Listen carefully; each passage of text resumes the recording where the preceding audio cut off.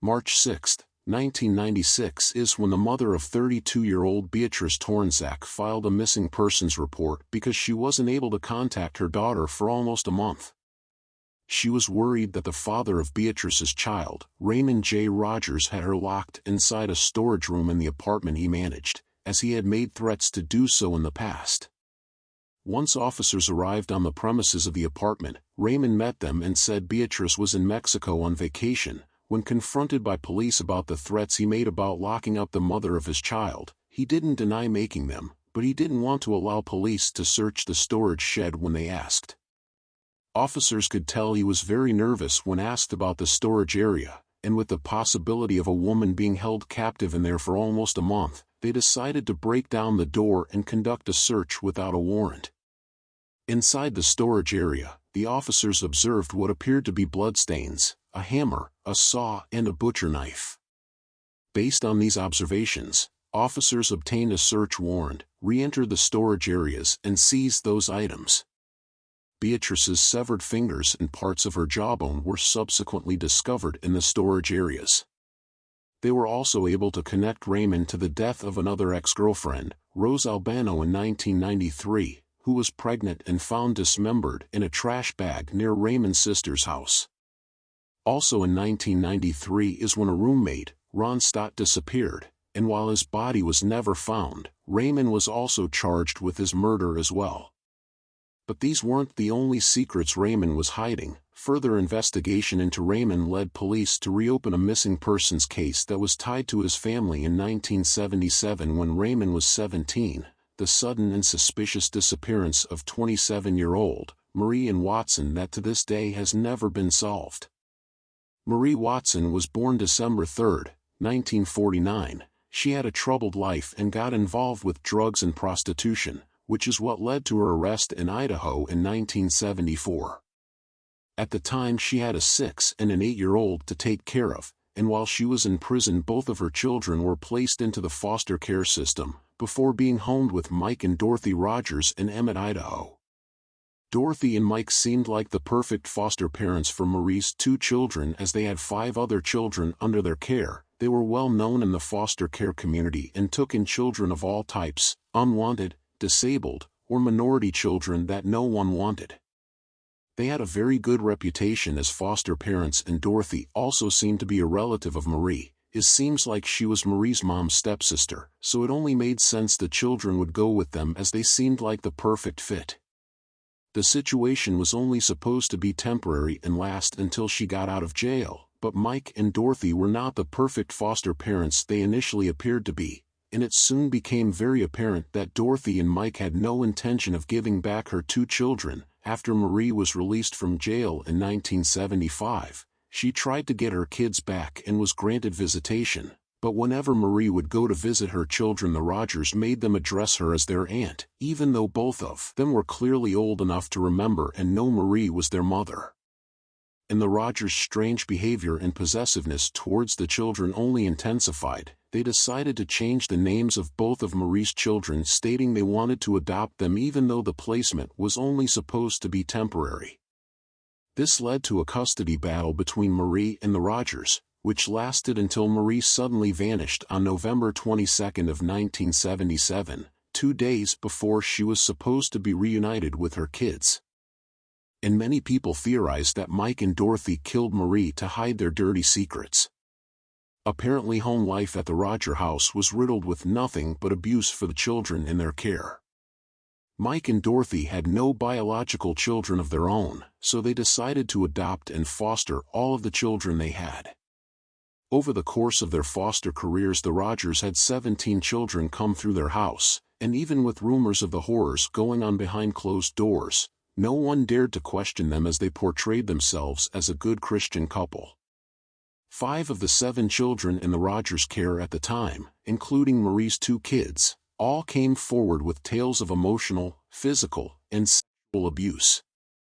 All 5 children gave matching stories, so police believed the allegations to be true.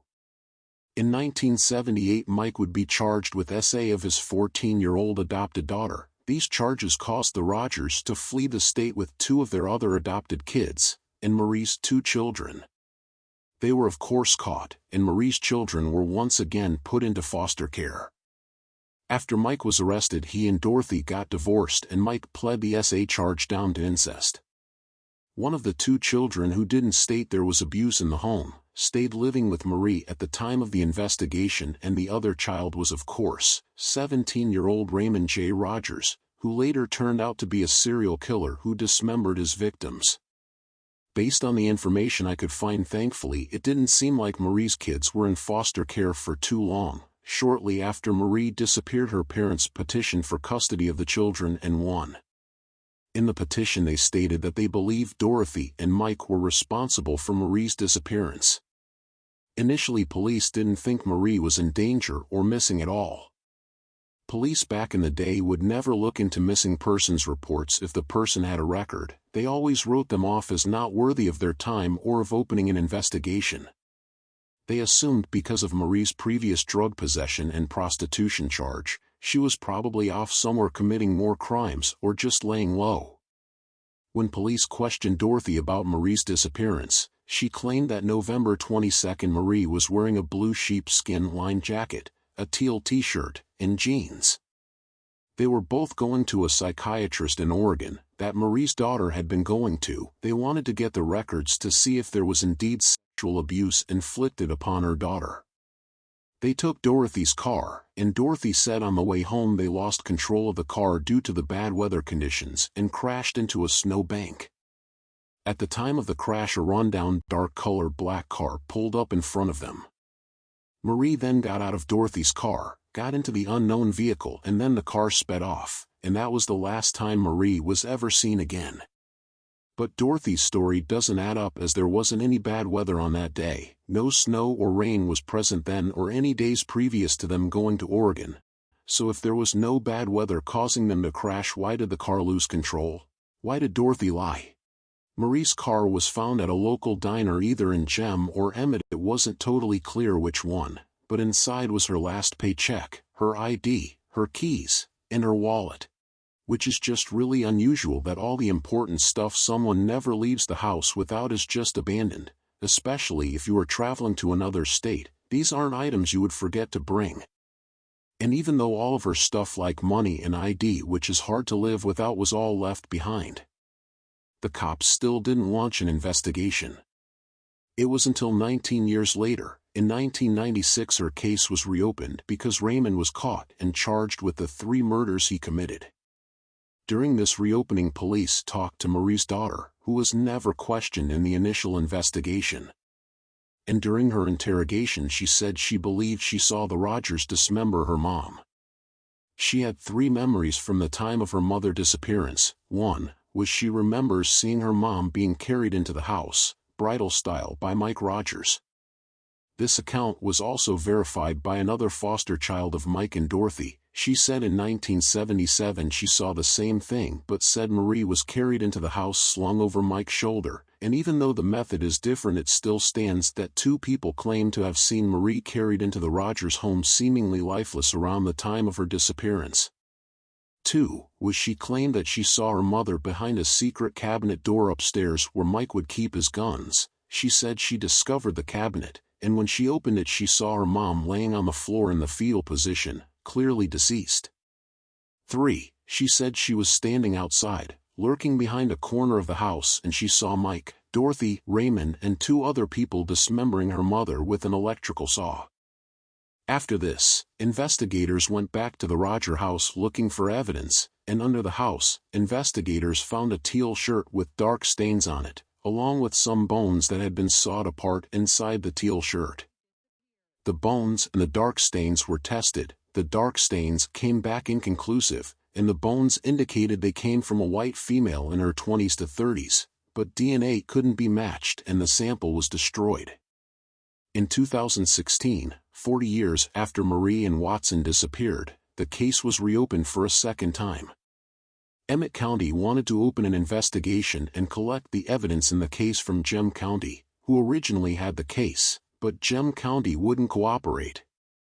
And since no evidence was conclusive on what happened to Marie, police thought it would be best to talk to the people involved at the time, but Dorothy, it seemed, had dementia, so police didn't want to talk to her as she could be an unreliable witness. So they decide to go back to Mike Rogers to ask him questions, but he passed away in 2018, a week before he was supposed to meet with police. He said if the police found any physical evidence, then he would talk to them, which if you didn't do the crime, that's a really weird statement to make, but once again all this led to the case going nowhere. In 2019 it was determined that the murder took place in Ada County, Idaho, and not Gem County or Emmett, which is why the evidence should be transferred to the area that the murder occurred. But still Gem County didn't want to cooperate and give anyone their evidence from the investigation. This case still has not been able to move forward due to jurisdiction issues. Gem County are the original case holders, and think they should have the case because that is the county Marie lived in. But Emmett is where Dorothy, Mike, and the children lived, so they think they should have the case, and Ada County is where the murder took place, so they also think they should have the case. And who knows how long these jurisdiction issues will go on. At this point it just seems far more logical to give other departments a shot at this case, if yours hasn't been able to do anything with it for over 40 years. Now there are some theories about what actually happened to Marie on the day she suddenly vanished into thin air. Theory 1. It is believed Dorothy and Mike killed Marie so they could keep the children to abuse and to also cover up the abuse in the home. They might have feared if the kids went back with Marie, that the kids might say something or Marie might notice something that could get all the kids removed from their care. Or they might have killed her because Marie already knew something and they had to stop her from reporting what she knew from the psychiatrist report. Theory 2 is that Raymond murdered Marie on the drive to Oregon. They think that it wasn't just Dorothy and Marie in the car but Raymond as well, and what caused the car to crash wasn't the bad weather, but a fight that had broken out in the car. And during this fight it is believed Raymond may have slit Marie's throat, before taking her back to the house where she was dismembered. And this is what cops believed actually happened, since the dismembering of the body was Raymond's MO in the 3 murders he committed in the 90s. My personal theory is that if Raymond had been in the home for a long time, he was probably very messed up psychologically from the years of abuse he endured. So when Mike and Dorothy decided they needed to get rid of Marie to prevent the truth of what was actually happening in the home from getting out, they killed her and dismembered her with Raymond's help. After seeing how his adoptive parents were able to get away with murder because they dismembered their victim, later on when he became very violent and resorted to murder, he thought it would be a good way to hide his crimes since he had seen it work before with Mike and Dorothy killing Marie. Either way, it doesn't seem like this case will be solved anytime soon, if ever. Marie's daughter does have a Reddit page where she has posted about her mother's disappearance and she gives periodic updates on the case. I will link that down below if you are interested, but that is it for this case. I will see you all next time.